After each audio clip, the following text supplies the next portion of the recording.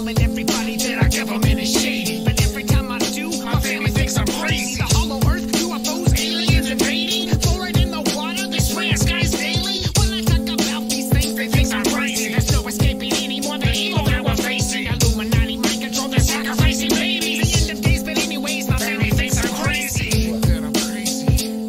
They really think that I'm crazy. They really think that I'm crazy. My family thinks that I'm crazy.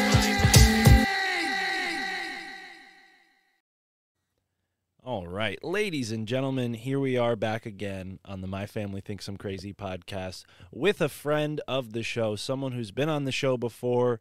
You know him and love him as the host of, in my opinion, the #1 paranormal podcast, The Confessionals, and very recently, or maybe not announced yet, but there is a new project in the works.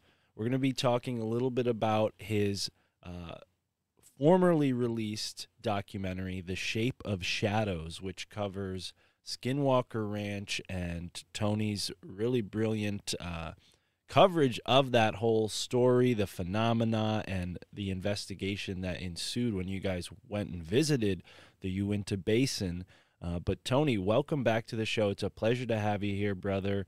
You've been working on a lot of stuff. You got a great team assembled around you. How has everything been going in this, what seems to be a chaotic start to 2024?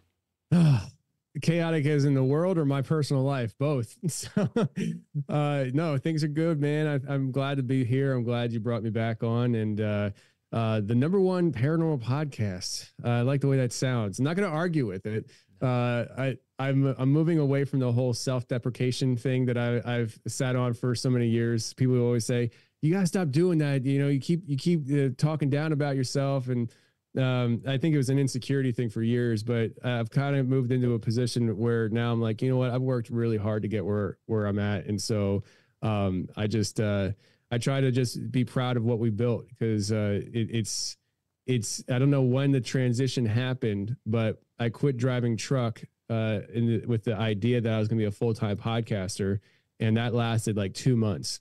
And I wound up going and hunting a dog man in Kentucky and making a documentary. And all of a sudden the film division was born. And all of a sudden Merkel Media took legs that never was envisioned. And now it's like more of a film company than it is podcast. Like I spend way more time doing CEO bull crap and dealing with film stuff than I even think about podcasting half the time. And it drives me nuts, because all I want to do is sit and talk to people that I like and hunt monsters. And I got to do all this business bull crap that I'm hoping I can outgrow one day. One day I get to the point where I hire somebody to be CEO, yes, and I can just get back to doing what I enjoy doing, because this is not fun. So yeah, you need to get yourself a creative director's position within Merkel Media, outsource that to a business BMA, pro guy. But Tony, yeah, I don't say that lightly, and I think it's a part of growing up on the East Coast, a part of growing up blue collar. We have this big weight on our shoulders to be humble, to not oversell ourselves. But you've made it a great accomplishment, and you brought your family out of what is very much an actual chaotic zone. All colorful language aside, what's happening in Philadelphia is really distressing. And the podcast, the media company, helped you get your family into what is obviously a healthier place to raise a family. And that's an amazing feat. So the fact that the podcast and your hard work, your creativity got you there, don't undersell that at all. So many people are inspired by that. And I think that's really the, one of my favorite things to highlight with this show, because so often we face this world that wants to tell us conform, and what you find more often than not is the folks that step outside of those pre-designed boxes are far more likely to be successful. It's hard work, but I think you earned it. So yeah, take your flowers, Tony. What do you think, though, when it comes to like 2024? I heard you saying recently on one of your more recent episodes of The Confessionals that you're noticing things becoming more spiritual? People, the tone of their conversation, the tone of their questions to you, maybe even the types of people you're meeting with more often. Do you think that something's in the air this year? Yeah, man. Like, I can't really put my finger on exactly what it is, but it seems like I've been doing the paranormal conversation for, closer to a decade than not, which is crazy to think about. We're 7 years into the podcast, but it's like when I first started this, the way people talked about certain topics was much different than what it is now. When I first started, when it came to cryptids, there was a lot more talk of, Bigfoot being this creature out in the woods. Not a lot of them, can't find them because they're super elusive. They don't want to be discovered, all this stuff. And the more we've gone through the years and we have these experiences and people talking about certain things, it seems like the conversation has shifted to an understanding that there might be more to this than not. We don't all agree on the origins of these things and maybe, what they are. But I think the general landscape of the conversation has shifted towards the idea of maybe we don't have it all figured out and maybe we don't understand it all. Where when I first came into this, it was just like, again, going back to Bigfoot, it's like, it's just a really big, hairy creature, not a lot of them. And anybody who thinks anything different outside the physical category are just crazy people that shouldn't be listened to. And I started out in the Bigfoot category with that mindset. Not that the people are crazy, but just that I thought it was a physical creature that just was out there. And the more my shift in perspective started changing, the more I was shy about it, because I was like, man, I don't want to be viewed as this crazy guy, but I also don't want to be trapped in this hell of being something I'm not and pretending that I think certain things just for the comfortability of this audience and things like that. And it kind of goes along the lines of everything that I've kind of built on, which is I'm just going to be me. I'm just going to do what I want to do. I'm going to say what I want to say. And if people like it, cool. If not, you can find me in a van down by the river. I'm good with either one. So, and I passionately mean that. I mean, I say it jokingly, but I would rather be homeless and poor than be stuck having to sit in this chair, talk about things that I don't believe in and think just to retain an audience. So yeah, I mean, that's kind of like the way things have shifted over time. And you look at like Philadelphia, like you were talking about, like that area has changed so much in the last 7 years. When I was driving trucks still, I remember driving down 276, which is the turnpike. And I'm going by Philly, and it wasn't a visual vision, but it was like this emotional in my head vision. I just could picture, this was probably about going on 10 to 15 years ago now. I had this vision in my head of Philadelphia burning. Something dramatic happened. And I was like, I don't want to be here for that. And about 15 years ago, I was planning on like one day moving to East Tennessee. I really wanted to move to East Tennessee. And I started seeing the city changing. I was fortunate to get out of driving truck in the city towards the beginning stages of this change in the city. Since I've left 3 years ago, fentanyl, or I think they call it, I forget what they call it. It's a mixture between horse tranquilizer and fentanyl. What is it called? Trank. Like that became a huge thing in the city. Yeah. And it's become a city of zombies. And so like with that, you start seeing the shift and the transition physically, like with your eyes, but you also start seeing the spiritual dimension shift as well. And you start seeing, you look at Philadelphia and you look at like, I think it's like San Francisco or LA, probably both. But like the way people act in each of those cities is in those cities, they act the same. But when you look at Philly versus San Francisco, there's visual differences on how they operate and how they're acting. And I don't know if it's the difference of drugs, or if it's a difference of spiritual principality, where maybe there is more of a demonic stronghold over these cities, a specific entity that has its stronghold over these cities. But there's just a lot more talk about these kind of spiritual things moving forward.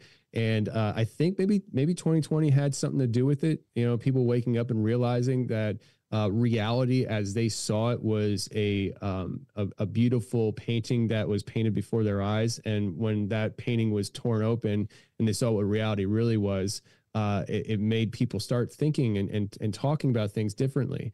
And I think ultimately that probably shifted in a spiritual conversation along the way. That was a really long way to say, yeah, I agree.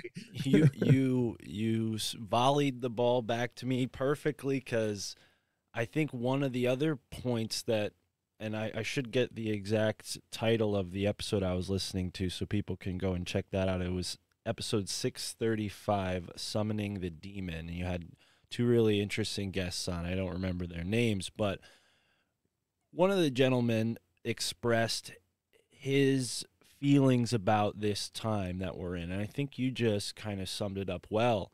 You know, Philadelphia is a very important city in American history. It's a very important cultural gem in the crown of American cities. And, you know, whether you come to it from Christianity or any other view of religion, the fact is I think people are observing evil. You know, evil, in however you want to define it, is expressing itself through our culture. And one of the things that was talked about in this documentary that I watched last night, in The Shape of Shadows, was Bo Standing Rock and Johnny Gamocipi, right? These two really interesting men that you met out there in Utah. One of the things that he said was that, you know, this shapeshifter skinwalker business has to do with medicine, bad medicine. And I couldn't help but parallel that. When he said that, I thought to myself, look at the world that we live in now, where people go to the hospital and they go there for painkillers because they're injured. And the next thing you know, they're dependent on these painkillers. And the next thing you know, they're on the street looking for a harder dosage. And the next thing you know, they're a zombie with their foot literally amputated because they put something into their bloodstream that is not meant for human consumption at all. It's a literal toxin. It's a poison. And this is what's going on all across the world, not just on the East Coast here where you and I are from. And yeah, I just think that when innocence, when naive, average, just general, good, well-meaning people see that kind of thing, it's bound to awaken them. And I hope that it awakens people in a direction that activates them to do something about it, to make the world a better place. But for so long, there's been this, I don't know, system that's taught us to just go along to get along, you know? And I think your journey really exemplifies, hey, I'm not just going to go along to get along and let, you know, the chips fall where they may. I'm going to take action now. I'm going to follow this intuitive thought that I'm feeling, sensing Philadelphia burning. And you were absolutely right. Look at what happened in 2020 up until now. I mean, it was literally burning for some point. Yeah. So, you know, a little bit of a premonition there. And yeah, I mean, again, I don't want to spend too much time on the kind of introductory stuff, Tony. But again, I think you've captured something that's going on in the world with your podcast that I think maybe 20 years from now, people will look back and be like, wow, like people were really actually getting spiritual. You can track it. You know, I don't know if they'll call it like the, you know, millennial awakening or something like that, but there have been great awakenings in the past where these sorts of movements have happened. And yeah, I don't think that we should underestimate that and the ability for God, Christ, to speak through us and you know, activate us, for lack of a better word, to address these real evils in the world and do something about it. Because you know, one of the great points your guest was making was that, you know, don't just sit by and you know and let the world fall apart. You know, we all know we're going to die. Be strong. Occupy this body that you live in with health. Don't just give up on you on this because you see that there's an end to it somewhere. Yeah. Yeah, no, I agree. That was Pastor Alan DiDio and his son Evan. Great guys. I'm actually going to be speaking at one of their conferences later this summer. But I think with everything that's been going on, what's really interesting is what we do with the podcasting. 20 years, 30 years, 40 years, when I'm dead, people will be able to go back at this time, and it literally, through thousands of cases, was real-time documented through podcasting, through YouTube, through these video channels that we have. People are going to be able to look back and say, what were people thinking during this time? What was going on through the consciousness of people? And it's been documented thousands of times through individuals, and you can actually be able to map this stuff out. And similarly, even with my show, I mean, you'll see the switch and the progression in my show, not just, you know, the show quality and all that stuff, but like me as a host. Because the longest time I looked at my show as it's about the guest, and it is about the guest, but it's also about me. Like, I'm the consistent factor in the show. For 7 years, every week I show up.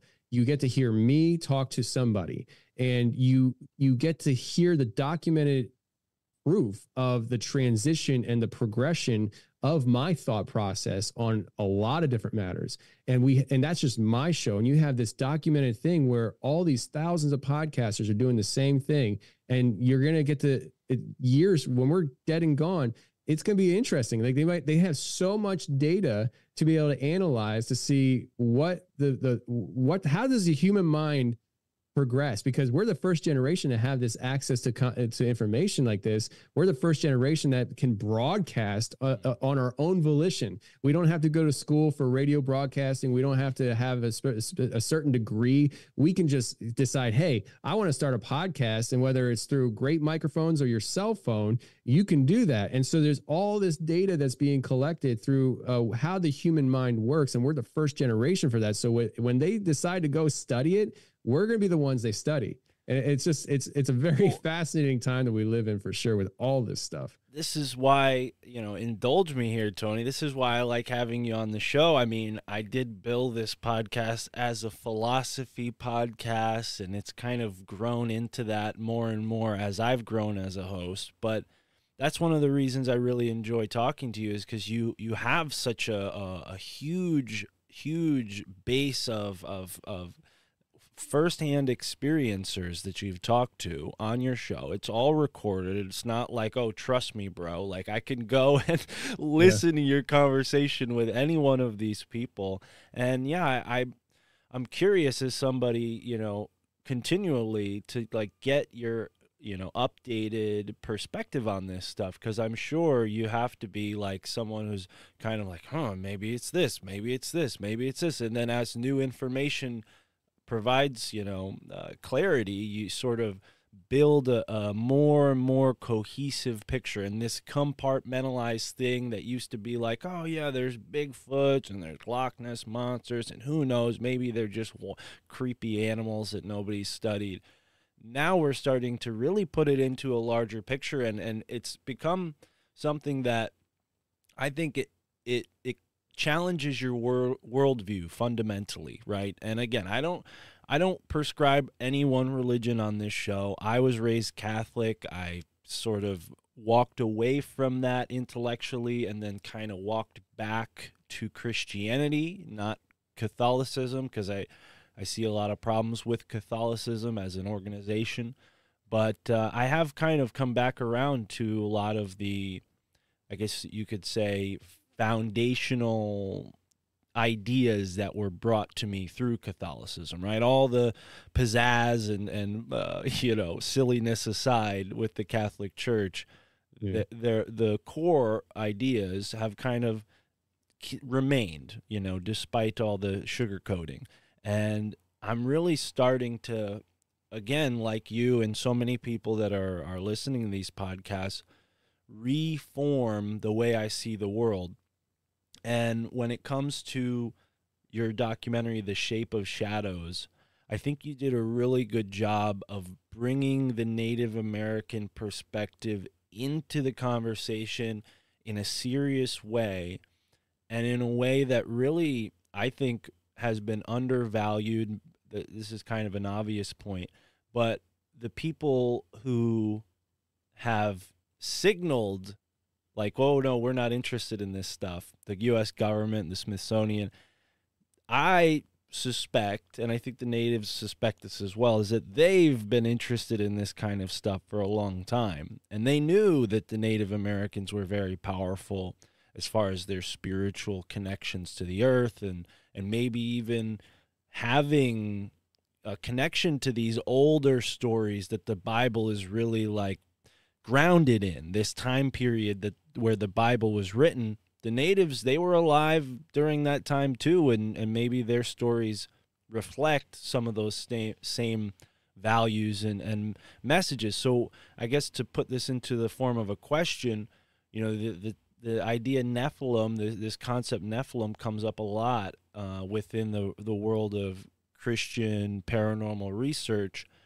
After everything you learned about the shapeshifter, do you think it's fair to say that the Nephilim and the Skinwalker could be connected, or maybe a continuation of the sort of a similar sort of cultural phenomena where people take on this invisible entity, allow them to be possessed by this sort of entity, and then very dark things then happen? As we're told in the Bible, these beings are not happy with humanity. They're jealous of us. They want to use our physical bodies.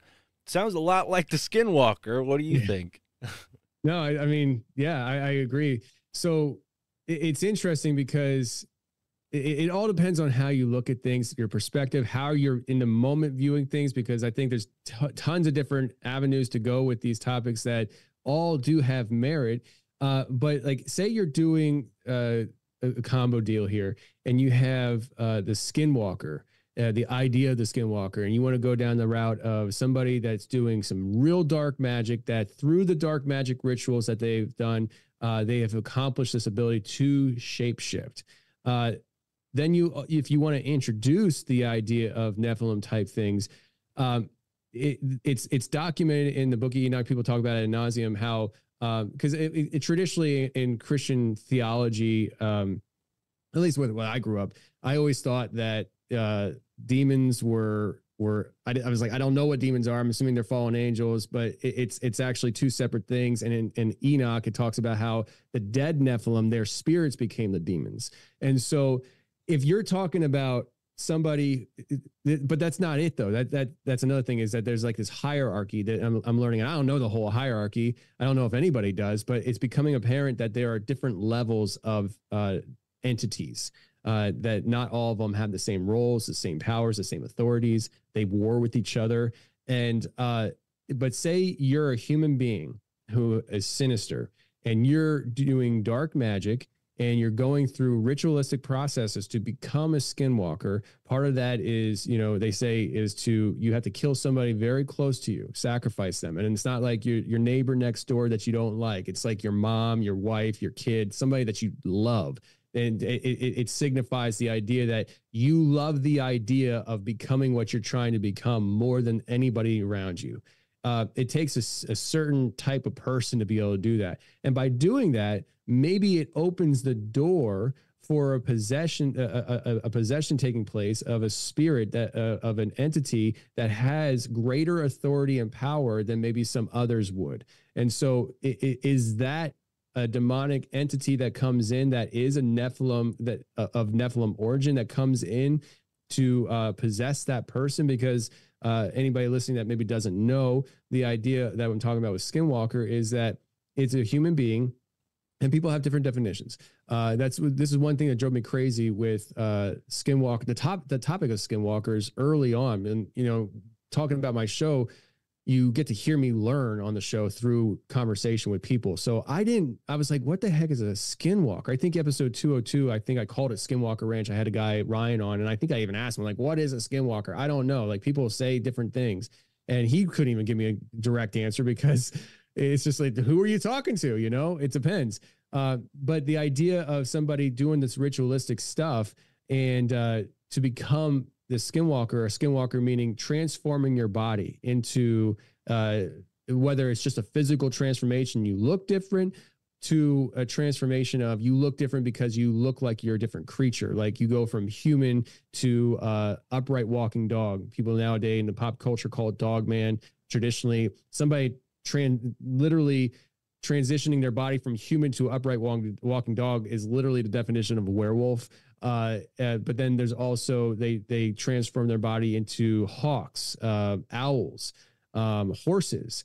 And so there's that idea of physical transformation. Well, how does that happen? And the idea would be in this instance that the person has done enough black magic, enough sacrifices to open the door to allow such a strong entity to come into their heart, into their body, to possess them, to do such things. And you know, Skinwalker aside, there's plenty of other instances where people do things to transform their bodies, whether it's just a simple, it's the simple definition of a demonic possession where people say that their face transforms or the voices change, to even more satanic rituals where they do similar things where they'll, and I don't know much about it, but from what I understand, it's they covered themselves with the skin of like a wolf, and they do a ritual to transform their body into a werewolf. And even that is talked about where it's like, well, are they actually transforming their body into a werewolf, or are they doing a ritual that anybody who observes to claim proof of it comes underneath the ritual and the spell of it, and what they see is a upright walking dog, but in reality is just a person wearing the skin of a wolf doing the ritual, and the person falls under the spell. Then that's what I meant earlier when I said there's so many different paths you can go with this stuff.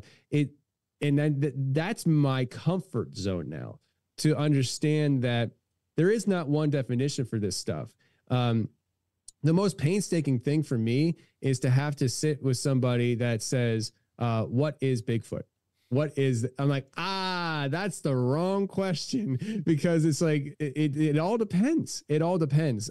But going back to the Shape of Shadows, I found it interesting how the native perspective kind of relayed, like, for instance, Johnny, when I went out there, I didn't know what to expect. I didn't know Johnny. I didn't know Bo. I had recorded an interview with Bo before I went out there, but I didn't know him.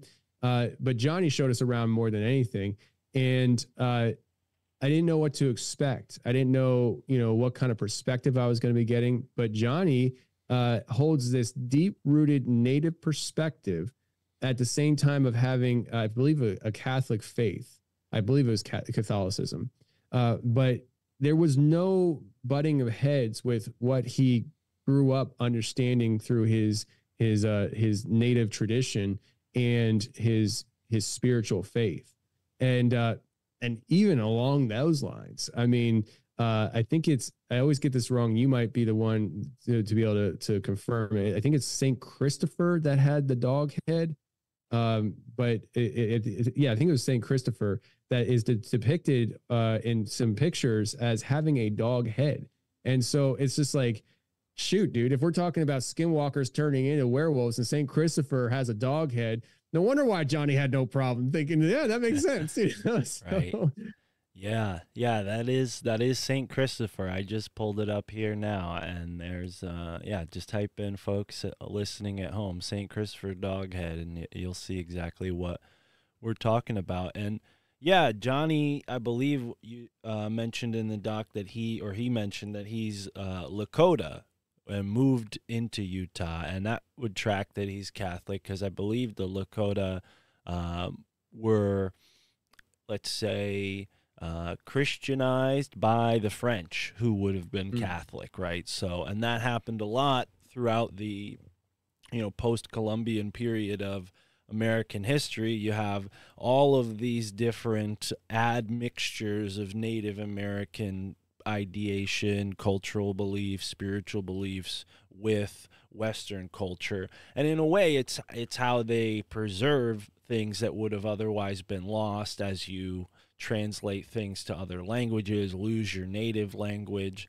The same thing happens, really anywhere where colonial, cultures have dominated. But when it comes to the Native American world of beliefs, I was introduced to all this from a sort of a young age, a crucial age, 17, 18, in college. A gentleman who I met in New Haven happened to be from Arizona, and he was just kind of drifting around, and me and him met and hit it off and became friends. And one of the things that he told me very seriously, was that these prophecies that the Native Americans believe in are exactly in line with Christ and God. Like, he was basically saying, like, just because we didn't have the Bible doesn't mean we didn't have God. Like, we have the same God as you guys. It's just he spoke to us in our language. So we didn't have the paper that you guys did, so we didn't write it down like that. He's kind of giving it to me in like country bumpkin simple terms, but that's kind of how he saw it, being a Apache from Arizona. So it might be surprising to people, but there are a lot of complementary beliefs in that world. And I wonder if it's not because of the whole colonization thing, or maybe because these native groups of people are from the biblical times. They traveled from the Middle East, or vice versa, or maybe they, who knows what the geography was back then. But it just, to me, I think that the idea that the Native Americans were just like these savages that were off on their own, who didn't have God or anything like that, it's so silly. And now we're starting to really appreciate their spiritual ideas and how they mend with what we've been taught from the Western perspective. Now, when it comes to the skinwalker, you're right to say that there's so many different variations of this phenomena. One of the first ways I was introduced to it was through Carlos Castaneda.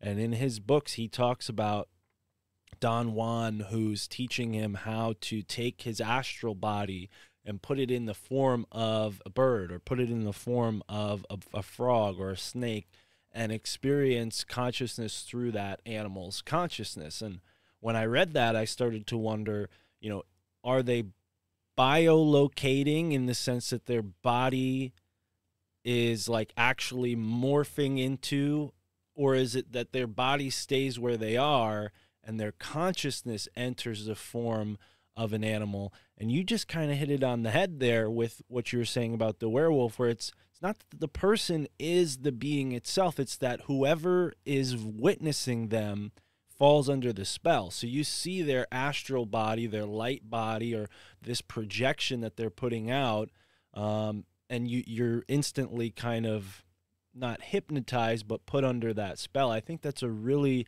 interesting way to put it.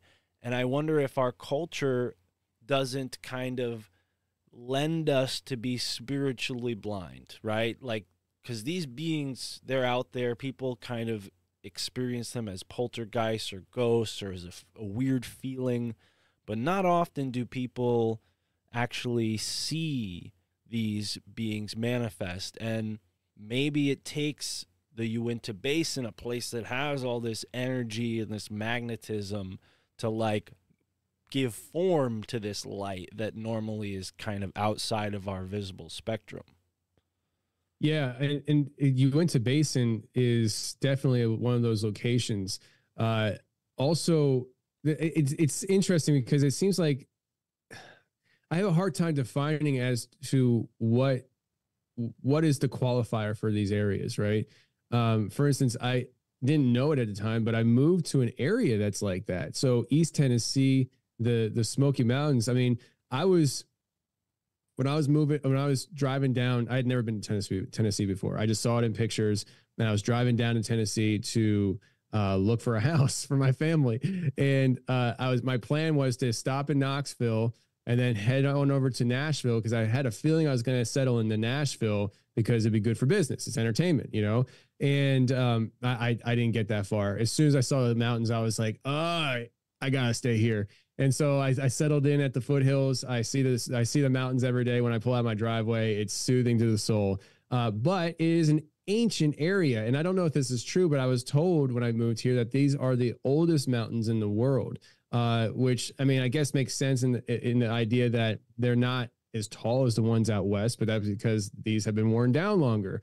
Maybe it's the oldest in the country. I don't know. But either way, these are very ancient mountains that had I think the activity goes well beyond Native American activity to ancient times. In fact, just probably about 3.5 hours from here in Hayside, Virginia, my guys over at Appalachia Intelligence Podcast, they found a huge rock that has ancient carvings on it. Oh, yeah.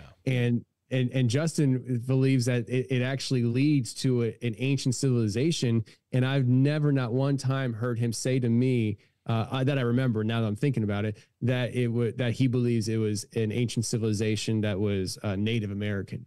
And then if you keep going further up into Pennsylvania, actually next week, Jack and I are going to be visiting and spending a night at an ancient location. This place, whether it's mysteriously, nefariously ancient or ancient just by happenstance of how it was formed, there is a location in Pennsylvania that has at least over a half a mile long giant rock wall.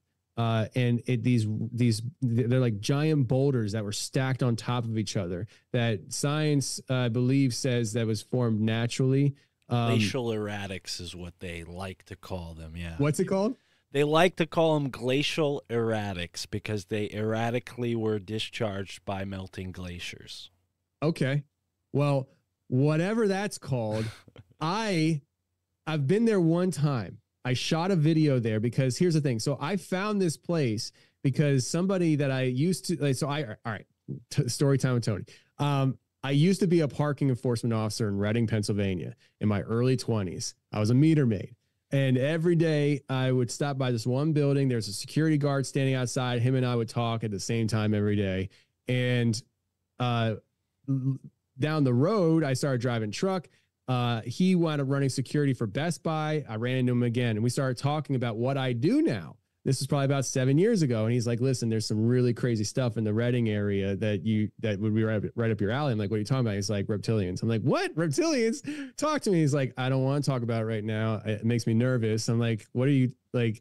What, do you know somebody that's a reptilian? What? And he's like, they're in the area. And I'm like, this guy's driving me nuts. So he teased me with this for years. Every time I went in the Best Buy, I'm like, dude, you got to tell me. He's like, I don't want to talk about it. And eventually he just told me, he gave me a little bit more. He said that there's a reptilian civilization that is ancient. And I think he said he believed is still here in the Reading area. And he said, you need to look for a landmark of a giant rock that it looks like a serpent head or some kind of serpent. And I was like, okay. So I started searching around. I found 2 locations. And one, I was like, well, it's a giant rock.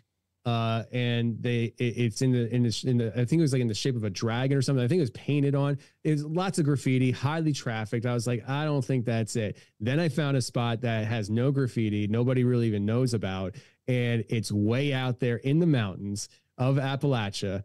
And when I came up on this location, this giant wall, I mean, the spot that I'm looking at is probably, I don't know, 50, 80 feet high. And at the very end of it, the way it drops off, it looks like a snake head. And I was like, holy crap, I think this is it. Like I went up there as like on a whim.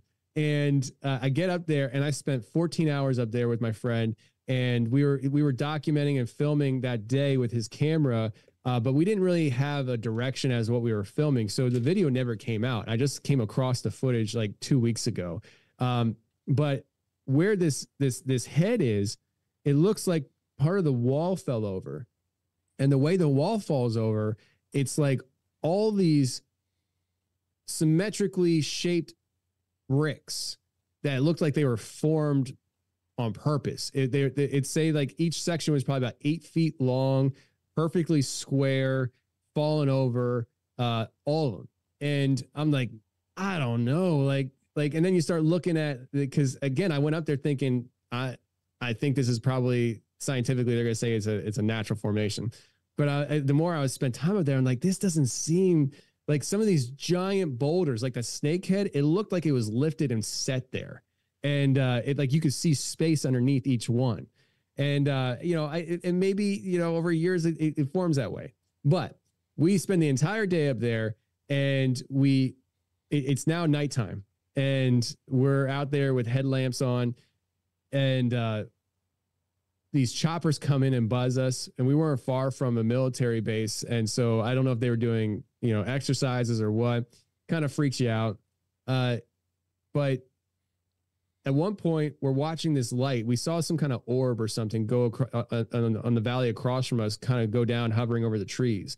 And after that's out of the way, I said to Ed, I said, "Hey, you ready to go?" And he said, "Yeah." And we start walking. And I didn't notice at the time until I was listening back to the footage. This is years ago when I first went up there. You hear something, a female voice, get up to his microphone. He had a shotgun microphone on his camera. It just goes, "Okay." Like it was a female voice whispering, "Okay." And I didn't know it at the time. So we're walking along this ancient wall, and we get out to the snake head. It's probably about midnight at this time. We're sitting there. We're exhausted. Cameras are off. And we're just like, we're getting ready to leave. I'm not in the mindset of documenting anything. And I'm sitting there, and all of a sudden I thought I heard a little girl whimpering or whispering, like kind of like talking, couldn't make it out, off in the dark in the woods. And I said to him, like, "Did you hear that?" And he's like, "No, he didn't hear it." And now I'm like, man, I wish I would have gone out there just to even look to see what happens, knowing now that I had that EVP. But I was just like, "Well, you ready to go?" I was like, I'm out. But I say this story to say, me and Jack just next week are going back up there. I'm taking him there for the first time. It's my second time going there. We're actually going to spend the whole night there. We're going to camp there. And we're gonna reinvestigate the idea of this reptilian civilization, because the day that we were up there, there was another hiker that was up there that we came across, and he said to be careful up there because there's a lot of caverns that people fall into that they don't even know exist. I'm like, that gives the idea of this underground civilization. And I saw on Google Maps there for this location, a hiker pinpointed it, and he left a comment saying that there's a lot of ancient things up there. Don't be out there at night. There's a lot of ancient things that people don't even know about, or something like that. I was just like, I am intrigued. And so I'm going to relaunch the investigation. But the whole thing is that I think that this area, the Appalachian Mountains, are very charged, very active, high energy for whatever reason. And there's other locations like this location, the Skinwalker Ranch and the Uinta Basin. New Orleans is another one. Joshua Tree is another one. And this is just within our country. And then you got to think also, like, and I haven't done this, but this is just off the top of my head, the pyramids. Where are the pyramids and location of these areas? I think that there's pyramids in this country that you and I don't even know about. I think somebody knows about it. I've been told that there's pyramids in the Smokies. I don't know where. I live here, so I'm going to be spending my entire life looking for them. But the idea that, is there pyramids in these certain areas, and what were the pyramids used for? Were they charging locations? That's one of the thoughts that people talk about. And so I don't know. It's just, there's a lot of mystery left to be had in this world. I think that, again, circling back to the beginning, in 2020, that painting that they were taught to look at was ripped open, and all of a sudden they're seeing a whole new reality. And for a long time, people just felt like we discovered everything. We're the kings of the world. We're the most advanced civilization ever. There's nothing that could take us down. And I think people are starting to understand that's not the case. One, things can take us down. And two, we don't know everything. Three, ancient civilizations of past were probably well more advanced than we were. And I think the pyramids hold that kind of a secret for us. And so how did the pyramids play a role in all this stuff? I'm fascinated by it all. So you just unleashed the ADHD in me. I'm sorry. No, dude, Tony, this is amazing. Remind me after we're done recording to ask you about Reading, PA, and tell you some things. But what I can say for the audience to hear, a year or so ago, maybe a little longer, I went down to Pennsylvania to visit Michael Wan, who you might be familiar with. I don't think you've ever had him on your show just because you don't really interview authors. But Michael Wan is fascinating. He's done a ton of research into the Susquehanna River area of Pennsylvania, and we went on a little hike to a place called the Serpentine Barrens. And there are only a few in the whole world places where you have these serpentine barrens. And what that is it's a type of stone called serpentine that's very acidic. So when it's in the ground and high quantities, the landscape is noticeably different because there's only a certain type of niche of plants that can, grow in that sort of soil. And I believe one of the few places where there's serpentine in the world is right along this kind of band going north-south through Pennsylvania. It might go near Reading. I'm kind of looking on my own little map here, and it's not that close, but it's also, in the grand scheme of things, not that far. It's right down by like where the Susquehanna meets the Maryland-Pennsylvania border.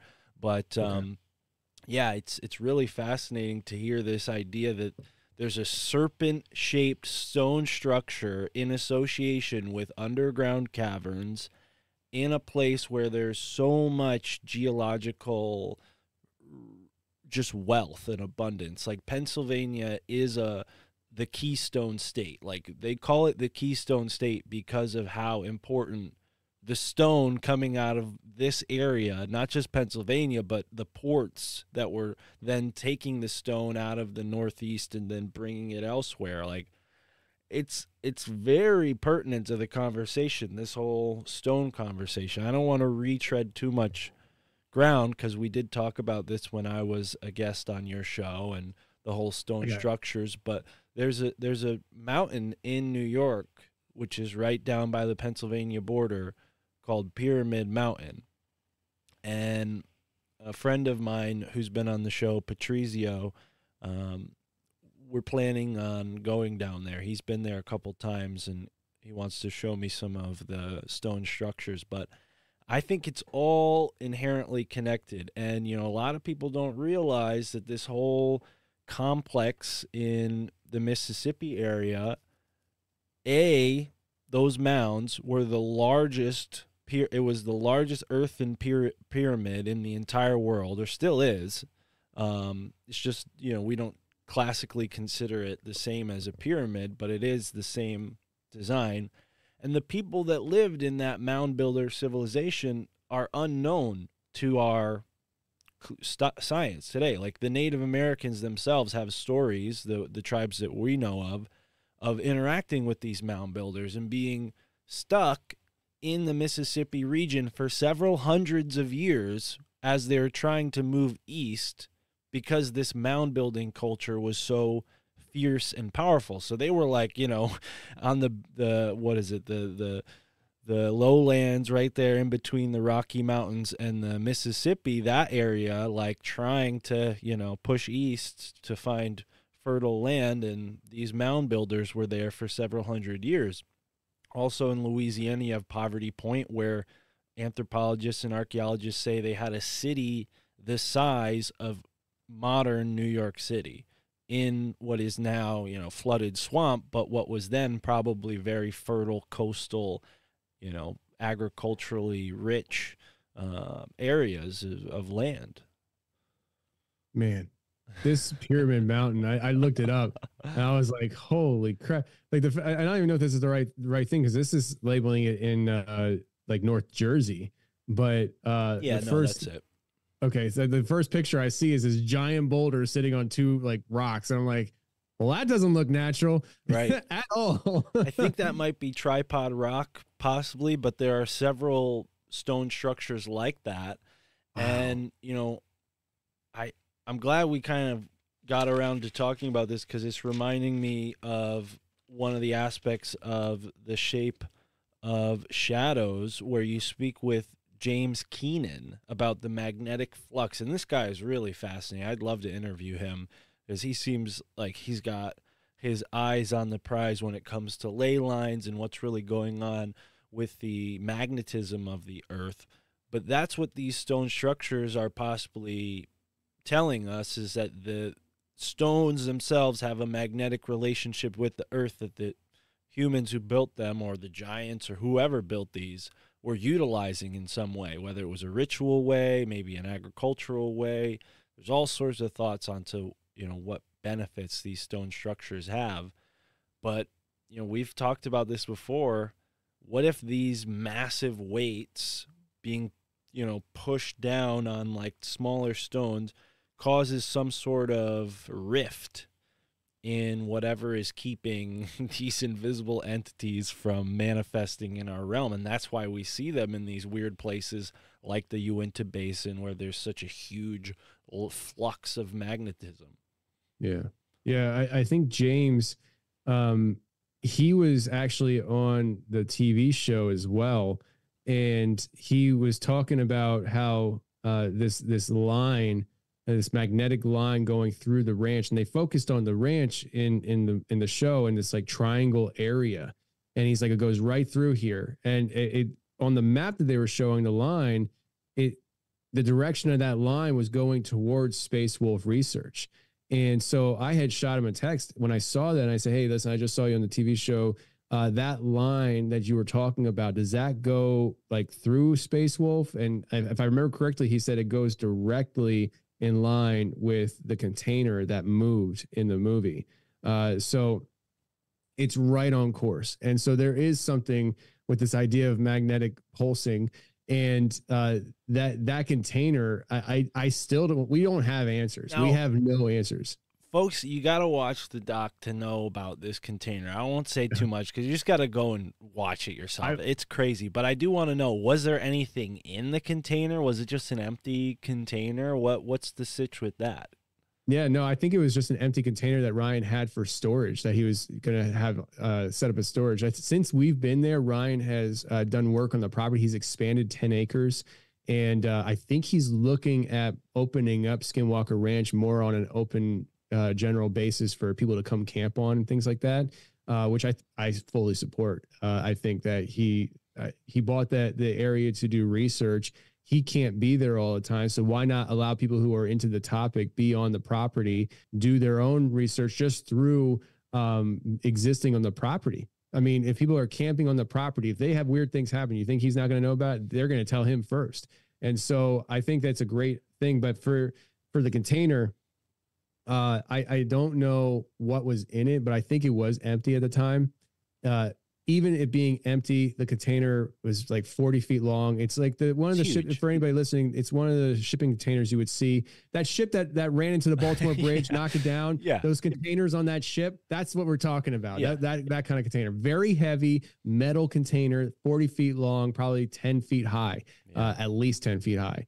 And this thing was running parallel with the shed. And next thing you know, the next day or whenever, all of a sudden, it is now shifted and it's at a 90-degree angle with the shed. It literally lifted off the ground and moved. And what's interesting, and I think it kind of goes with the James Keenan thought on the magnetic pulses.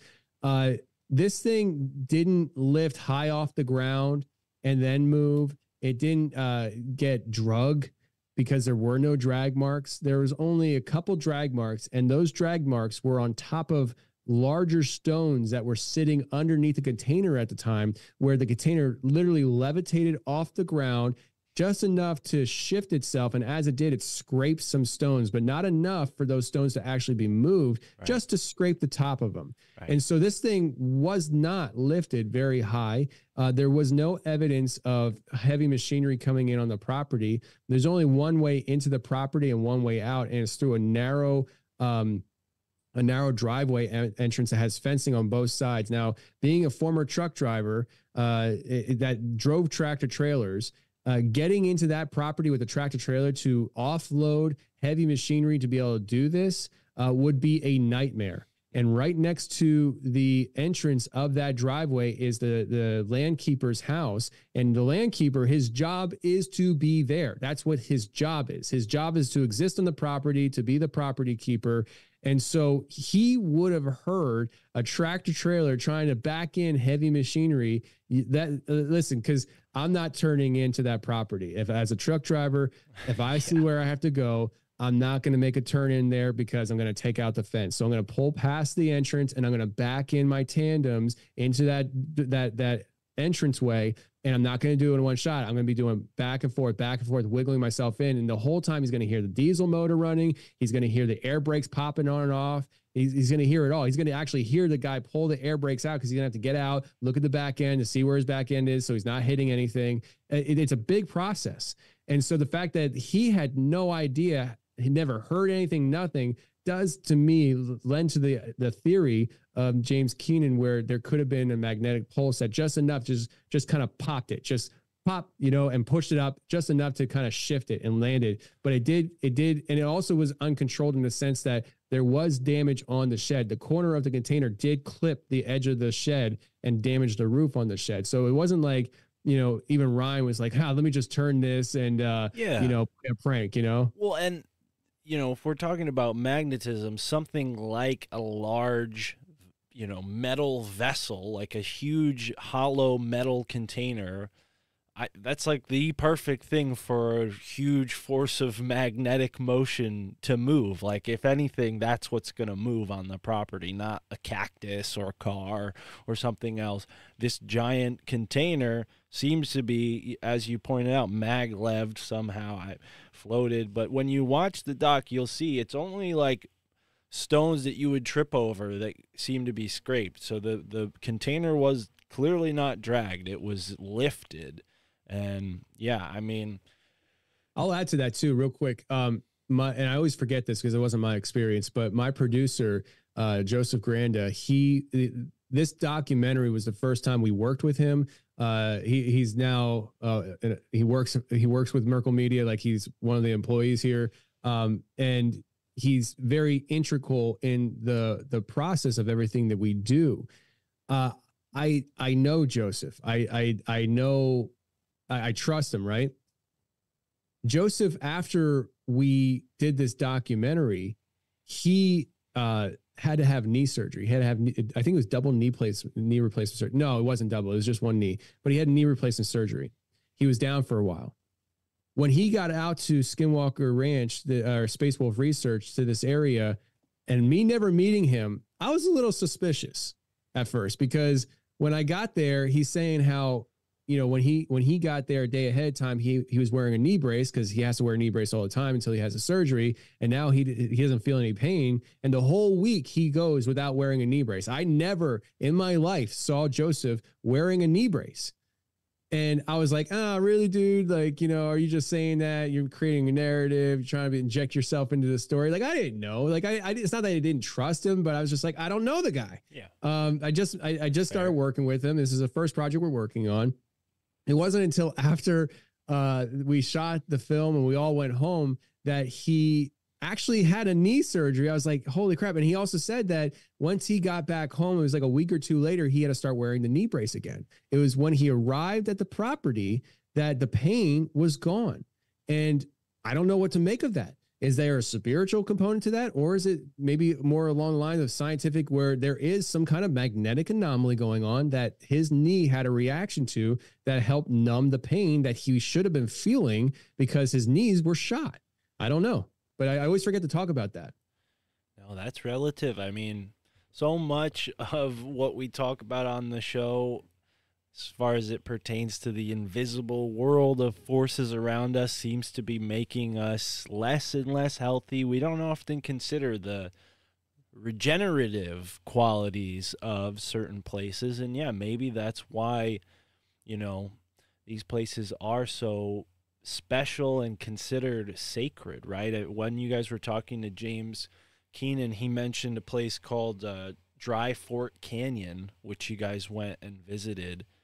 And I was really blown away by some of the footage that you guys have there. So just for that reason alone, folks, please go and check out the Shape of Shadows. There's multiple reasons, but that really blew me away, seeing not just how detailed those petroglyphs were, but how high up the petroglyphs were. And the story goes is that giants created those petroglyphs, right? So we're talking about some strapping, maybe 8 to 9 foot tall dudes. Maybe they could have just kind of climbed up there and did it themselves pretty easily. Maybe we can't really think in those terms. We'd have to ask like an NBA player how easy it is for them to rock climb. Yeah, ask Wemby.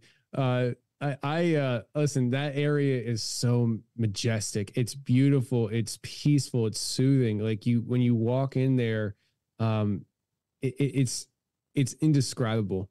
Like all I could say is you have to experience it for yourself. Knowing what's back there and hiking back to the location, it's just beautiful. It's I can't even, it's out of a movie. I mean, the peace that you feel there, and you see like some of these little houses and stuff that people live in. I'm like, how can you live here? Like if I lived there, you ain't catching me anywhere else. I'm not going anywhere. Like that's it. I'm staying right here. It's so peaceful. And then you get back to these carvings in the rocks, and it's like, holy crap, man. And we were able to climb up on some of the rocks and get close to these things. And some of these were depictions of giants with 6 fingers, and that goes to the Native American legend. And it's just going back to the history untold kind of thing. Like there is a whole chapter of time and existence that is not told to us, whether it's on purpose or we don't have the information or a little bit of both. We are constantly discovering our own history when we get out on foot and do this stuff. And it's one of the most fun things that I do. I enjoy talking to people about anything under the sun, right? I enjoy going out and looking for, monsters of the woods. The idea of going and discovering lost history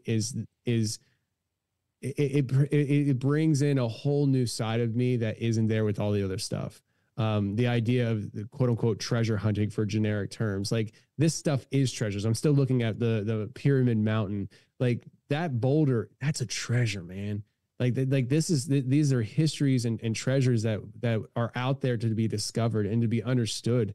This is the kind of stuff that gets me fired up. But you get me talking about rocks, I'm a happy camper. Kids with the rock collections, that's my kids right now. They have the rock collections, and they just like picking up rocks out of a parking lot. And like, I want to collect this. I want to bring it home to my collection. I'm like, that's cool.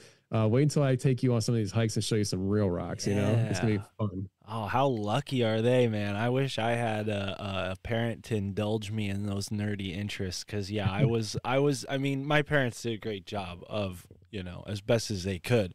But yeah, as far as geology goes, now I'm just trying to catch up on like, oh, what's that rock? What's that rock? And I'm kind of gotten okay at identifying like the 3 basic categories and a few smaller, categories outside of that. But yeah, it's very difficult when it comes to the stones. Again, I want to maybe wait till we're done recording to talk to you about all the stuff going on in my neck of the woods, because I'd love to help with an expedition up here.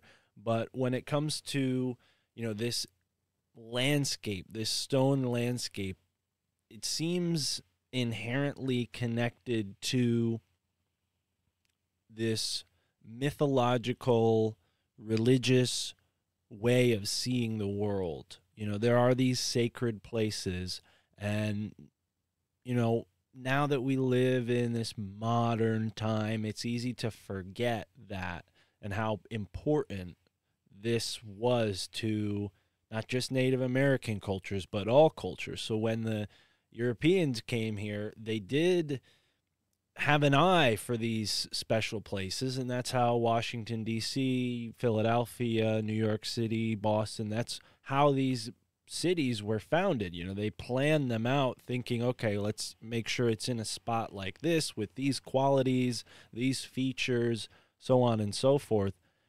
And one of the things that came up when you guys were driving with Johnny was the sacred aspects of the land and how burial and the burial of our ancestors is not something that is taken lightly by any stretch of the imagination. It's a very, very solemn, serious relationship that they have with their dead. And, you know, they're buried all over these sacred places, right? And now that you have, you know, the modern world coming in with things like oil well drilling machines and all sorts of big, you know, big tired construction vehicles moving through the high desert, you know, the theory, the idea came up that these beings that people are seeing, these entities, these strange sights, may result from the disturbances being caused to the ancestors, their bodies, their graves being disturbed.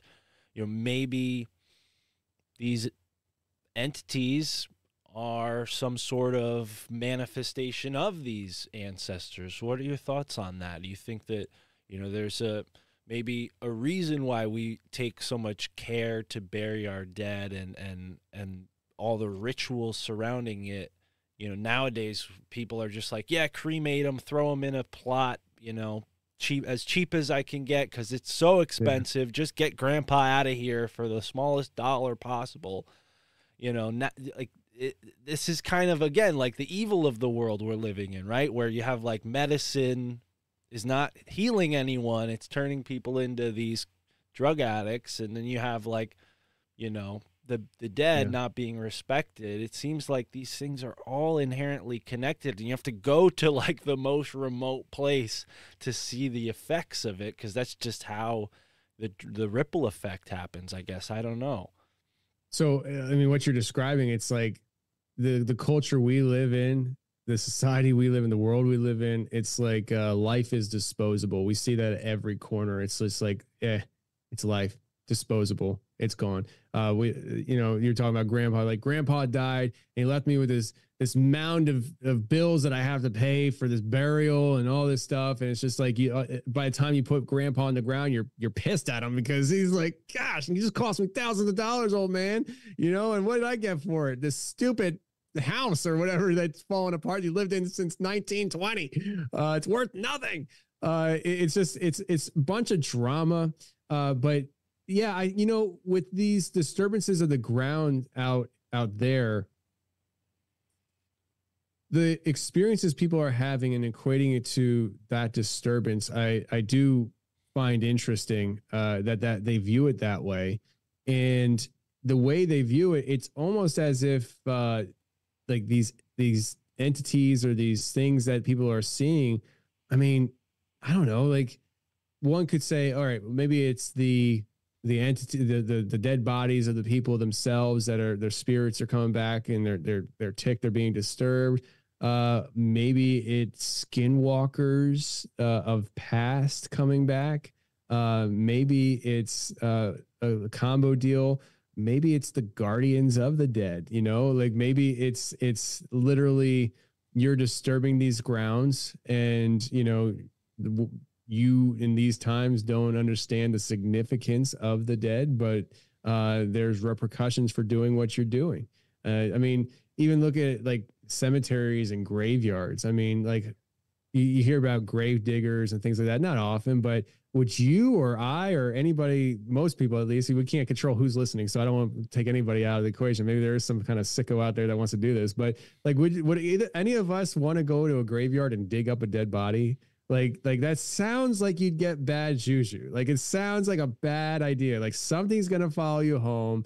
Something like I've heard enough to say that there's something to do with graves and upright walking dogs, dogman, people seeing dogman running through cemeteries that, you know, okay, I'm not trying to go to a cemetery at night to do anything of the sorts, you know, like I'll go in there to make a cool video, but outside of that, I'm not doing anything.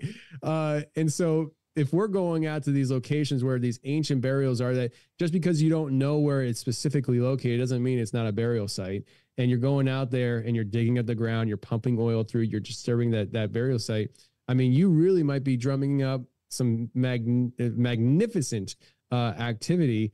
And maybe you don't, maybe, you know, somebody listening or whatever doesn't totally believe in that stuff, right? But let's just say it is true, right?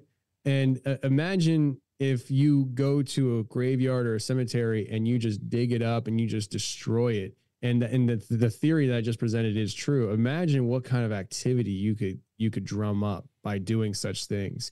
And that's essentially what's happening out there in the Uinta Basin with the drilling.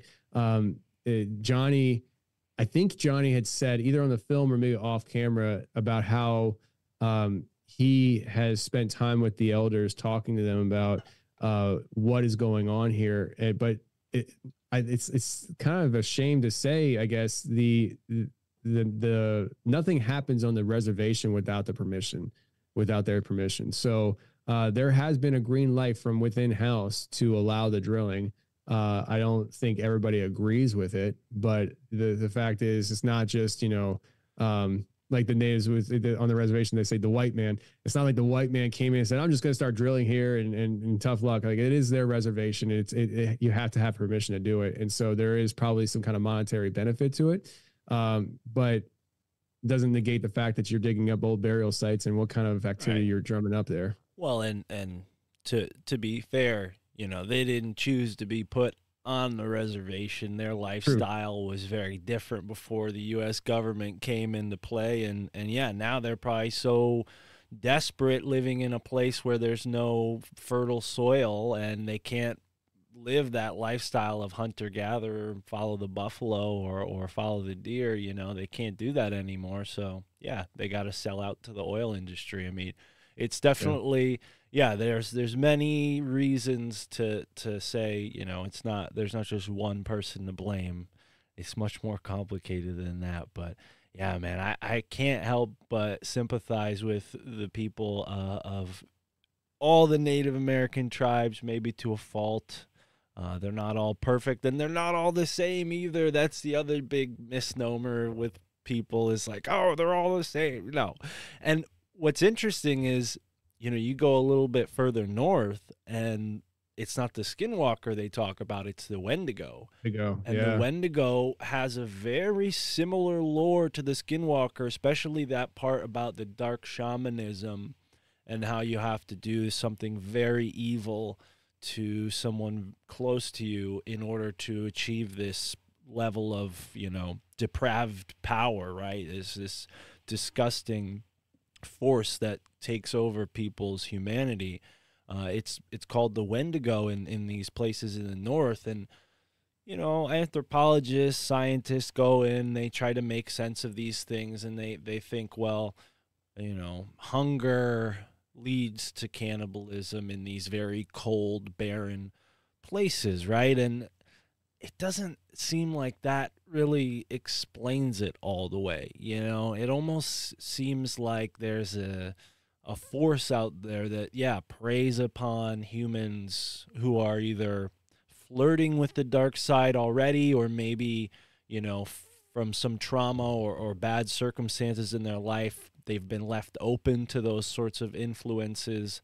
There's many reasons why someone might end up there, but it kind of brings a new perspective on something like a serial killer when you think about it. You know, this idea that there's a force that takes over somebody. Because when you read about the Wendigo encounters, and I'm sure you've had people on to talk about it on the confessionals, but it's very much like a force that takes over a person and they become not themselves anymore, right?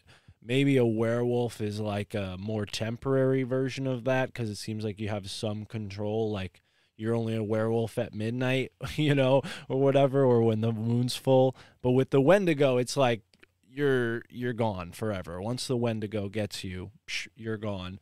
And, you know, it's maybe easily confused with the Wetiko because they sound similar. But again, another Native American phenomena that's kind of flown into or sewn into all of this in this really kind of complementary way, because the Wetiko is like this larger collective consciousness parasite. It's not something that necessarily manifests just on an individual level. It does, but it's more of a cultural force. And right now, the Wetiko in our modern culture tells us exactly what you're saying before, that life is disposable, and yeah, so it's something spiritual that we're really, again, just kind of philosophically talking about here with no real conclusions. Because, I mean, Tony and I, we're not God. Only God could know the answers to all these questions. But it is worth pondering, I think. Yeah, no, I agree. This is something that, like, I don't claim to have all the answers. I'll say what I think on things, but at the end of the day, who am I? Like, I see a lot of guys who study things their entire lives, come to different conclusions, and have just hard debates on topics. And I'm like, if they can't agree, if they can't figure it out, then I'm just a schmuck with the podcast. Like, I don't know. Like, I have my own thoughts and conclusions, and, am I wrong? Maybe, I have no idea. But yeah, the Wetiko, Wetiko. Yeah. Wetiko. That is something that I'm not very familiar with at all. And I just looked it up. I want to look at that more. That when you first said that, I was like, I don't think I've ever heard that before. Yeah, well, and I've heard it kind of lumped in with the Wendigo, because it is kind of similar, and maybe the Wendigo is kind of like a part of the larger Wetiko phenomenon, maybe the Skinwalker too.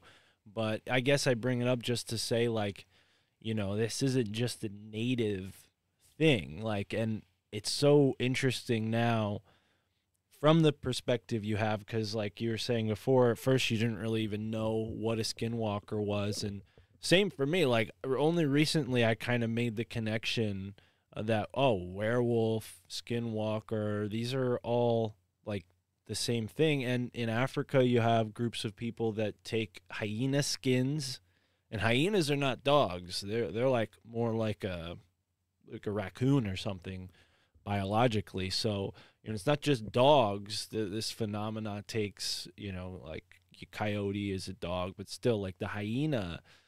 Kind of interesting that in that culture, where maybe a hyena is a better archetype than a wolf, because a wolf isn't as strong in that biome, they take on this hyena form, and it's the same reputation. Like, brutal killings happen in the night, and there's a hyena scene, and then all of a sudden a guy wakes up and he's got blood all over him and a hyena skin next to him, and he was doing bad juju, and that's how it happens. It's very strange. I'm sure there's parallels in other cultures too. In Japan and in China, they have this thing called the fox spirit. I don't know if you're familiar with the fox spirit, but there was a time in Chinese history where the emperor was taken by a fox spirit, and this woman who was possessed by a fox spirit basically took over the whole entire country of China by, sweet talking, this emperor, which I'm sure wasn't that hard if you're a good looking lady. The emperor's an, withering old man. But yeah, apparently this woman had this like supernatural ability to control people and manipulate, and it had something to do with a fox. Her mother said like a fox took her baby away and replaced her baby with a fox spirit. Outside of my area of expertise, but it kind of fits into the same line of thinking that, there's something about maybe this canine or four-legged dog-like form that connects to this. I don't know why, but it's not just happening in America. It's happening all over the world in different ways. This is interesting. The fox spirit, because they haven't aired yet. I have some episodes coming up about Lilith, and I do a lot of my learning on the show, and I accidentally scheduled two different guys to talk about Lilith so close together. So I'm gonna have, at some point, I gotta figure out, try to space it out a little bit. I don't want to have it back to back episodes. Maybe I should. I don't know, but. we're talking about Lilith, and I learned a lot from these guys, and the idea that Lilith can be traced back. I think it was Bo Kennedy from Bump Podcast had said that you can trace Lilith back to Nephilim era, and that there were women who they weren't taken as like sexual slaves by fallen angels, and their offspring became the Nephilim, but they willingly became participants in this rebellion, and that Lilith was one of those women, and how through all that and chain of events that Lilith is still present today in a demonic form, and she has this reign over areas. And they were talking about the Appalachia area, and as somebody who hasn't done tons of studying into Lilith, but the general idea that if she did this and she wasn't the only one, could there be other similar women of history who did such things that then later on into our current times have spiritual strongholds over other geographical locations, and giving more credence to the idea that I was talking about before with Philadelphia and San Francisco, that there are entities that have strongholds in these areas that are very different, and it's their, for lack of better terms, kingdom. And could the fox spirit and what you just kind of laid out be one of those types of lineages when it comes to understanding and lore? I don't know, but on the surface, and the only correlation and connection would be the woman that is enticing to the men, like that's literally what Lilith does. And so there are people today that still have encounters with Lilith, whether it's coming to them in dreams or in a succubus type of way. Or is it incubus? I think it might be incubus. I can't remember which one's which, incubus and succubus. But and then there's the idea that Lilith, there's the Lilith, but then she found ways, and I think Justin from Appalachia Intelligence goes into this, where she found ways to have offspring still. And so there are other types of Lilith that's not the Lilith, but like almost like if you think of a family tree, it's like it's still Lilith, but it's not the Lilith. And so there's just it's a complexity that I just, again, 7 years ago starting this podcast, I had no idea. Like I was just like, let's talk about Bigfoot. Did you find any footprints? And now I'm like talking about Lilith and how she's having sex with men in the middle of the night to woo them into rivers and drown them. It's like, what? Mythology, metaphysics, history, paranormal, it all collides. It all intertwines. And those who don't get that are usually the ones most frustrated by these topics. They're the ones that, they think it's all crazy talk, or they're the ones that get angry when you start talking about things that they don't agree with, because they lack the perspective of trying to understand how the lines get blurred and they cross over. I think they want to rest on the reassurance that their worldview is correct. And the most fun I think we have in this realm is learning, discovering, exploring, questioning. So whatever it is that taught those people to just stop doing that, like that's where they went wrong. I agree with you, but if they did make it this far into the episode, if there are any people listening who can identify that way, I doubt it. But get curious, folks, because the world is not sewn up. It's not all figured out. And we've been given rather wisdom from ancient times, from this very crucial point in history, so crucial that the historians took the whole timeline and zeroed it at the date of this guy's birth, right? So Christ is born, boom. Everything we know kind of is predicated a lot on that time period, Roman, Christian, Judaic, this worldview. And I think it all inherently connects. So, for people who are like, I thought we were talking about the paranormal, what's with all this Christian stuff? It's like, I think it intertwines, because this is the cultural nexus through which people are seeing the world, And it's also, I I personally believe, this isn't something that I think anyone has evidence for, but maybe, that we were created by a God who wants us to flourish, who wants us to thrive. So it makes sense that he would send someone like Christ, or send someone like, whoever, whichever prophet, to set us on the right direction if we're going down the wrong direction. And I mean, look at the times we're in now. Not saying that,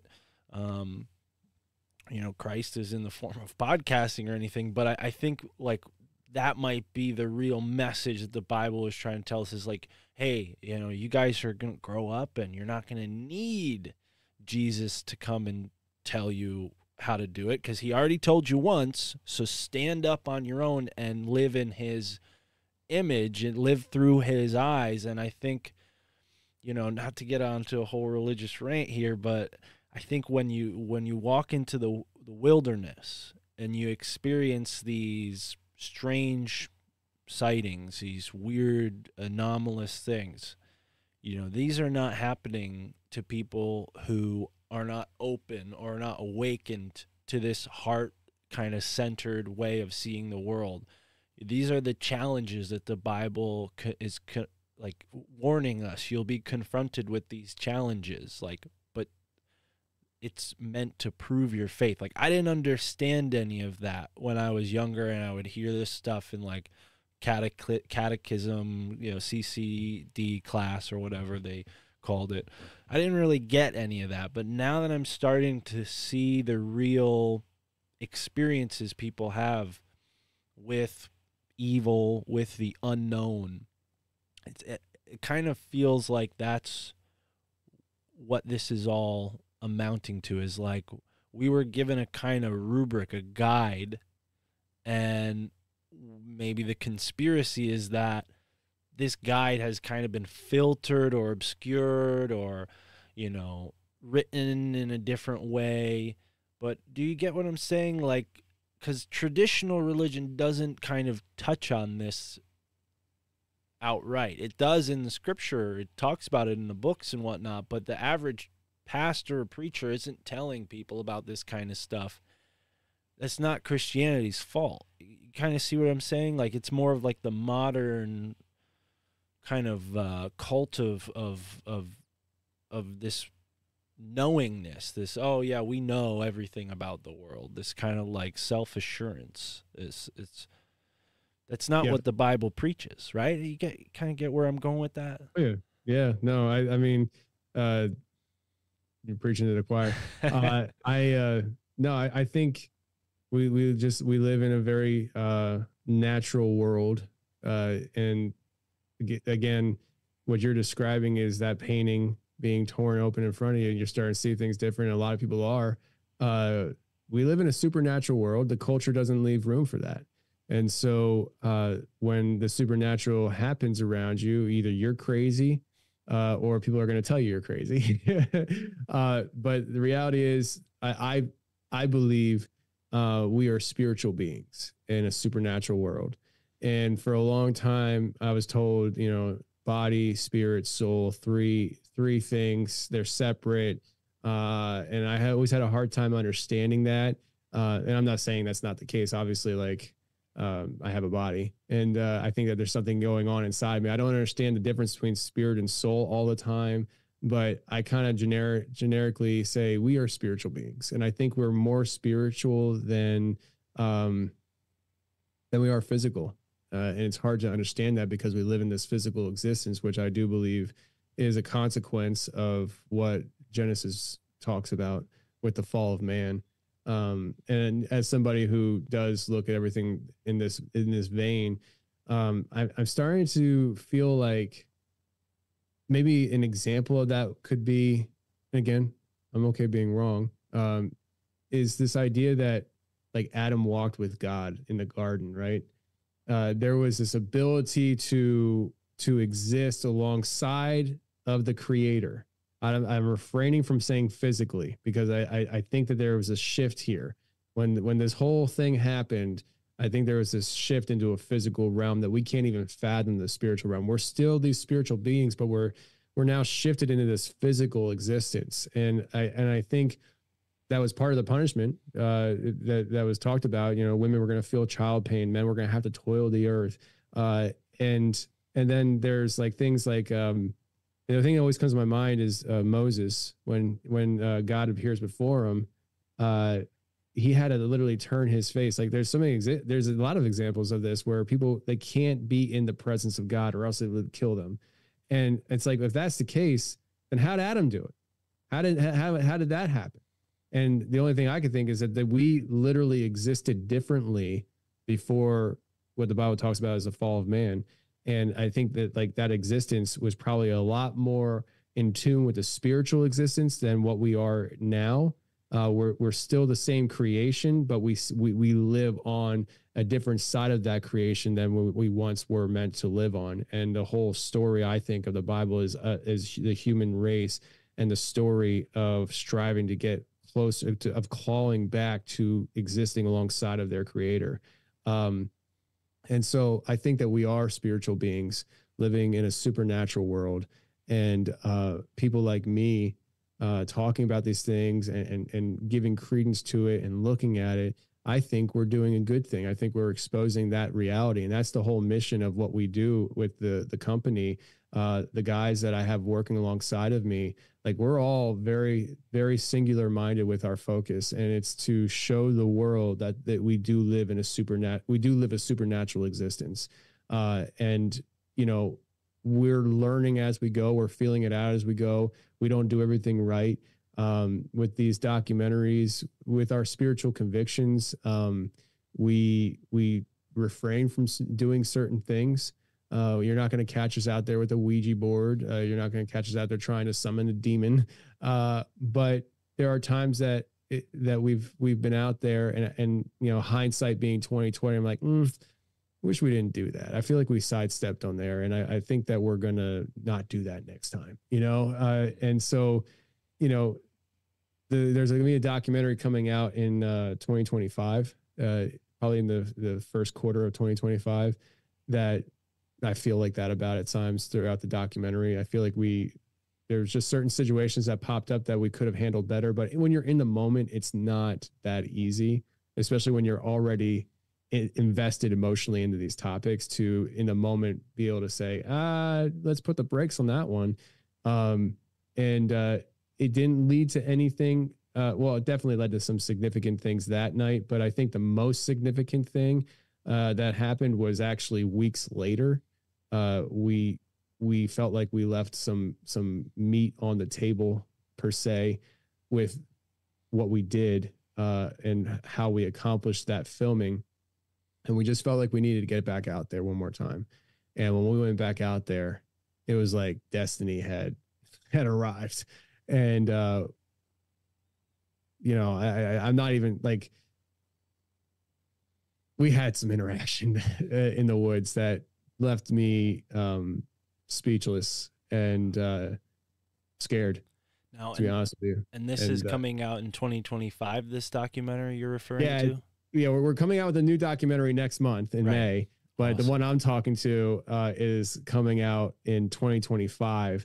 And it's I think that documentary is the best one we're ever going to come out with to date. And I say about every single one, but it's because we get better as we do this. Like when we did Expedition Dogman, we didn't even know it was going to be a documentary. I didn't know. I just thought we were going to make a YouTube video. And then, you know, these guys, you know, rubbed a turd enough. They're like, look, a documentary. I'm like, oh, wow, that's really cool. You know? And then the Shape of Shadows was my first time getting together with these guys with the intent, we're going to make a documentary. Right. And so we're learning as we go. We're learning our methodology as we go, and the process, and what we're willing to do, what we're not willing to do. Like, for instance, we pray before we do a lot of stuff. We didn't put that on Expedition Dogman, and I don't think we put it on. Yeah, I don't think we put it on The Shape of Shadows. You did include at the beginning, which I really liked. You included Johnny's prayer, which was like sage cleansing, and I've been taught what he did. My friend Amos taught me how to do that. You know, you pray to the 4 directions, you pray Father Sky, Mother Earth, however you want to define those, 6 directions really.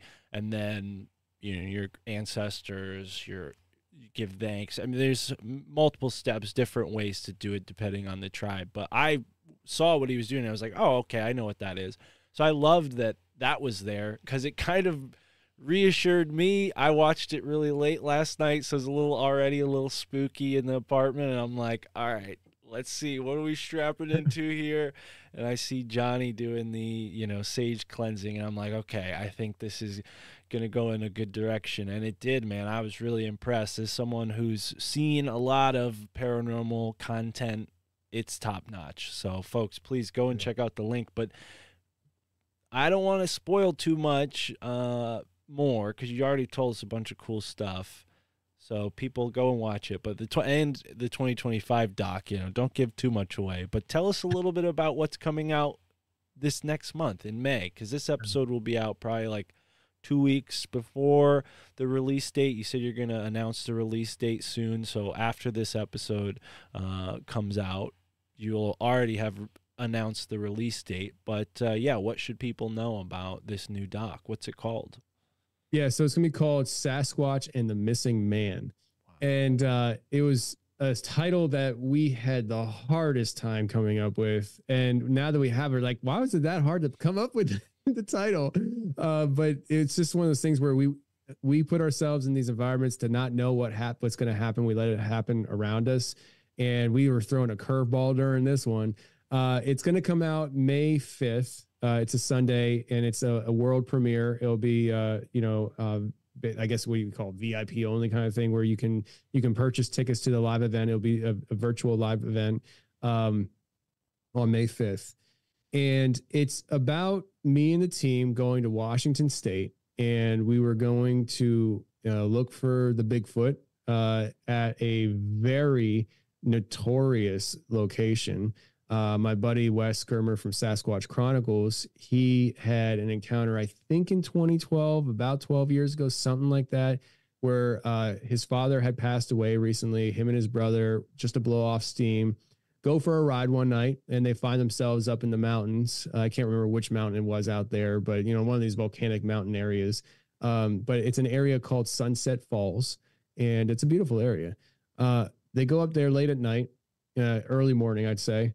And his brother kind of pulls the 4x4 drive vehicle, I think it was a Bronco, into like a logging road. It was really overgrown, and kind of pulls it off onto there, and he stops, and they're just sitting there, I guess, just talking or whatever.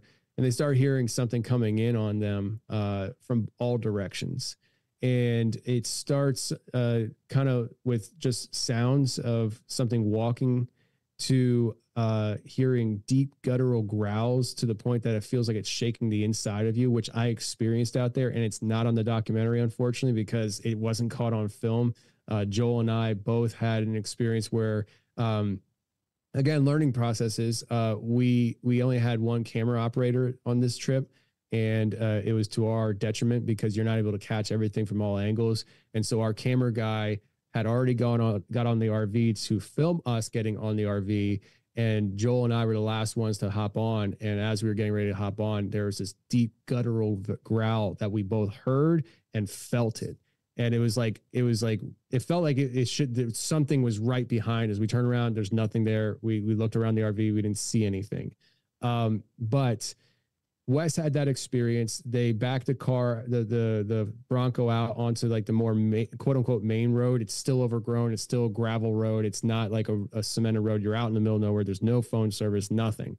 They pull off to the side, and that's when they actually lay eyes on these things. It's not just one. It was several of them walking across the road, climbing the trees in front of them. They were very aware that the vehicle is there, and they were doing and acting in a way deliberately for the vehicle. They were acting in very aggressive natures.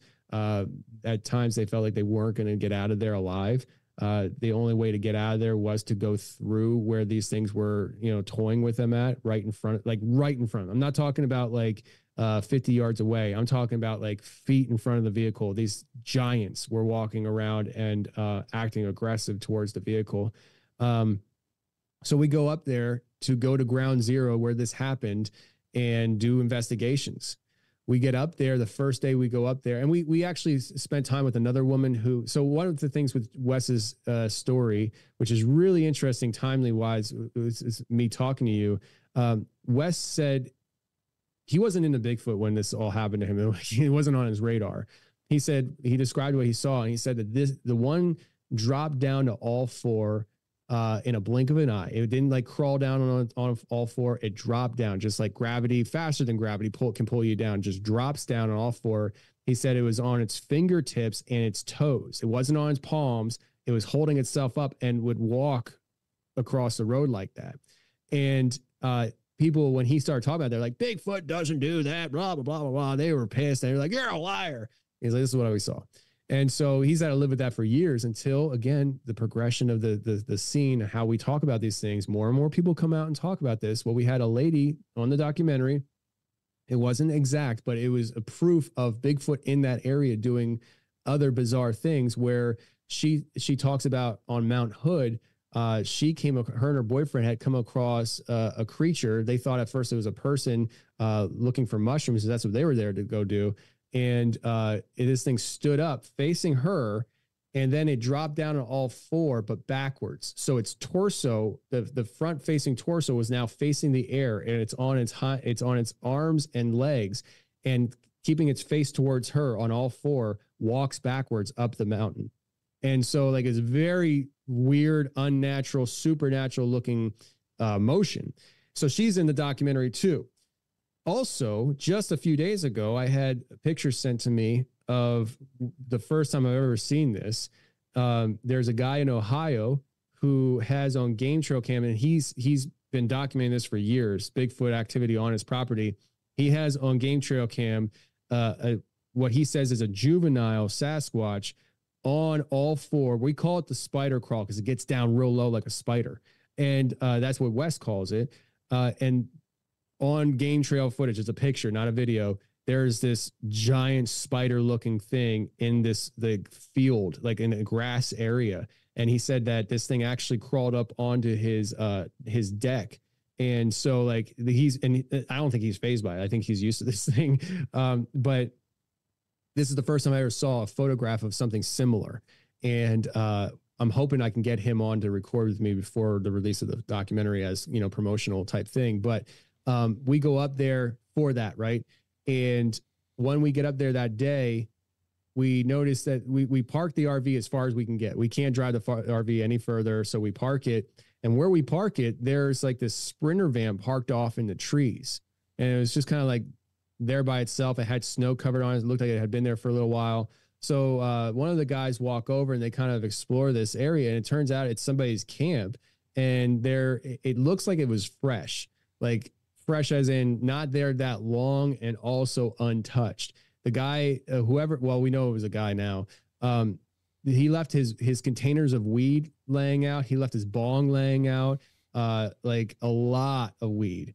And he had a like one of those makeshift toilets out of a 5-gallon bucket, wasn't even used. So like, it wasn't like he was there that long, but he was nowhere to be seen. And so we're like, that's weird. And then when we're walking up the mountain more to where Wes had his encounter, like maybe I'd say 200, 300 feet max. It wasn't far from this guy's location. We see a shoe on the road there, like a Nike shoe. And we go and Wes shows us the area, and we look around, and he's talking about what they experienced that day. We go back down and we leave. And we go back up at night. That campsite still untouched. We go through the night. We do our investigation, and we leave. We go and do investigations on Mount Hood. We even did a theater premiere of The Shape of Shadows in Washington while we were shooting this documentary. We sold tickets. We had 150 people show up to watch The Shape of Shadows in a movie theater. That was a cool experience for me personally. I was like, wow, like this is kind of cool. I felt like an actual filmmaker, and so. Like that night I think it was the last night we were out there. We did the premiere, and we decided to go up to Wes's location one more time.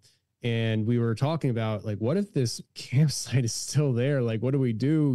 And do we call it in? It's kind of suspicious. We knew the guy's name was John. based off some tags that were on the vehicle. It was like a work vehicle. We get up there, still untouched. And we're like, okay, weed's still there, bong's still there, everything's still there. And it's like, okay, we should probably call this in. And so I had Jack look up, my brother Jack, he's my producer, and he was here in Tennessee working like a slave while I was out having fun. And I told him to look up some phone numbers for us to call. He did, and we called it in.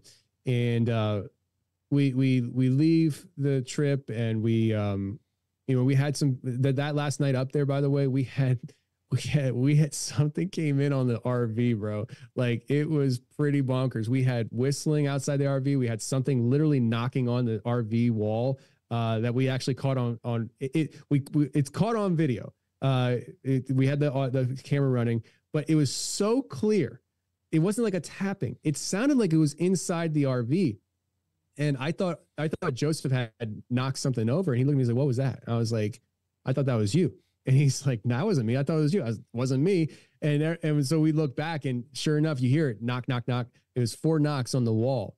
And we had a lot of activity that night, including me having the growling that we didn't catch on video. But so that night was bonkers, and we all go back home. And Wes and I sit down on his podcast to talk about the trip. And we were talking about this suspicious activity that we found, and, possible missing person. Had a lot of missing 411 vibes.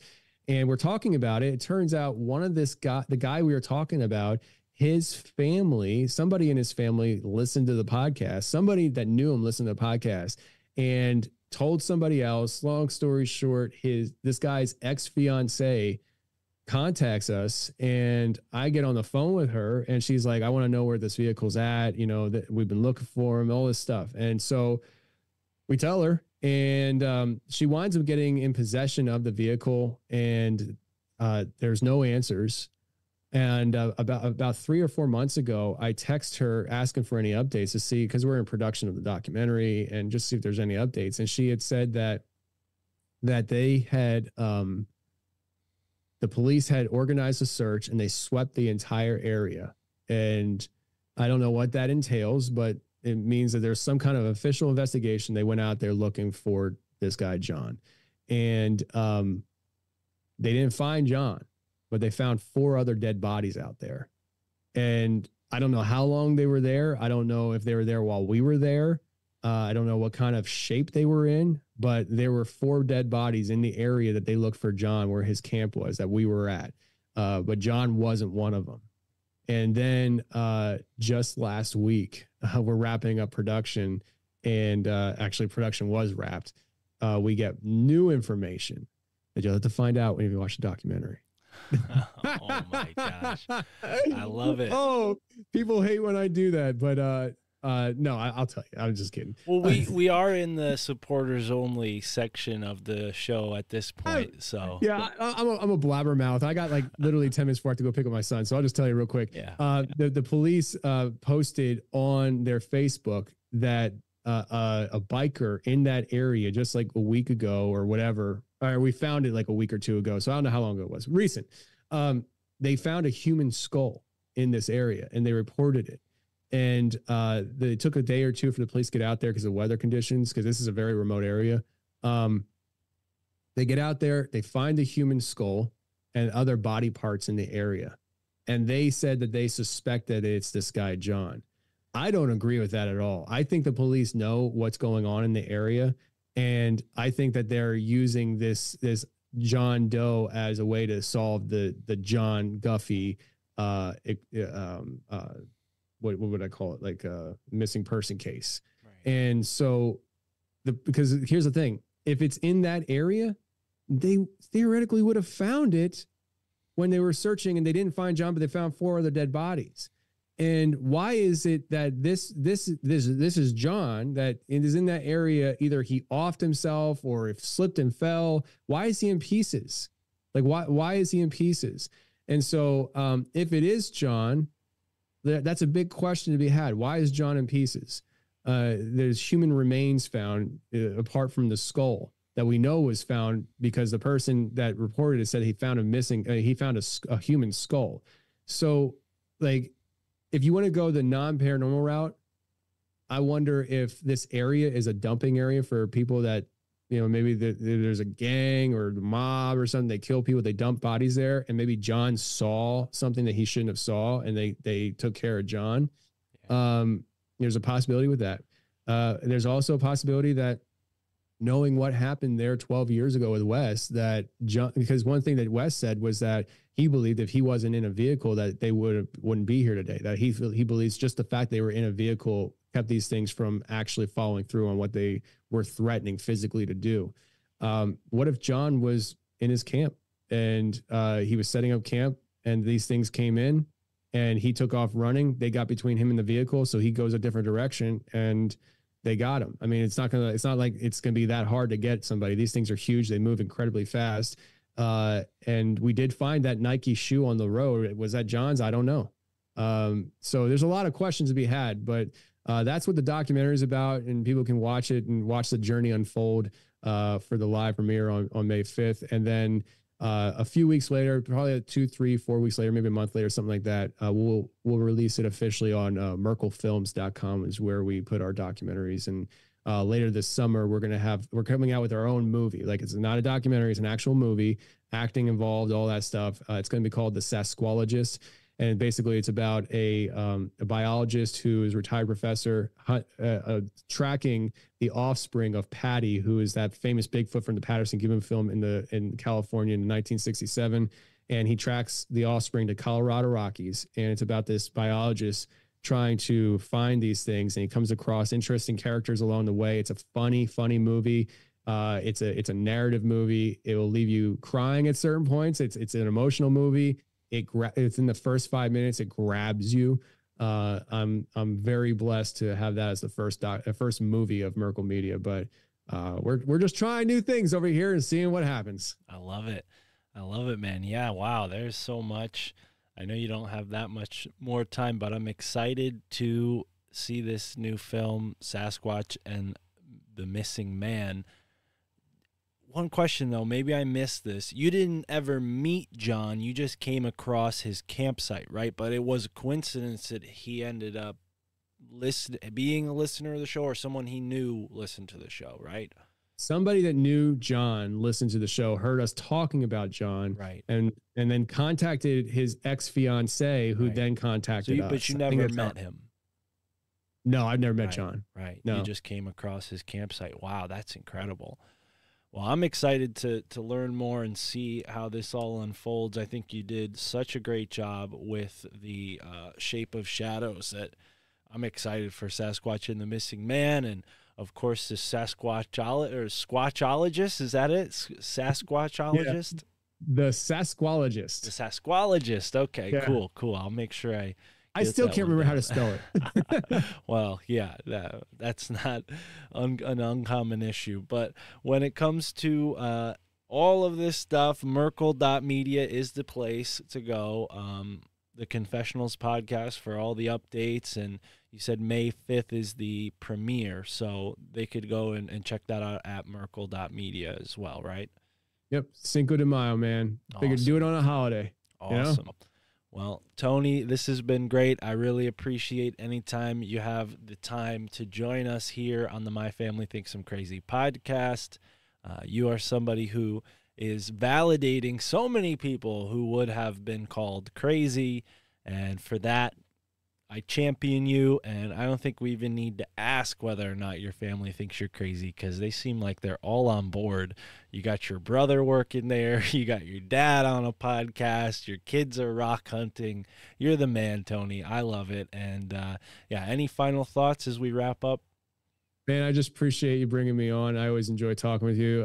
Whenever I hop on with you, I just I get an opportunity to have word vomit, and I just say stuff, and I always feel good after I'm done talking with you. So hopefully it translates well to the audience. I think it does. You're a fan favorite, at least the fans of this show. So folks listening, support Tony wherever you listen to podcasts. Just search the Confessionals podcast, and of course Merkel.media on your desktop, your phone, wherever you go online. And until next time, immerse yourself in the moment wherever you are in the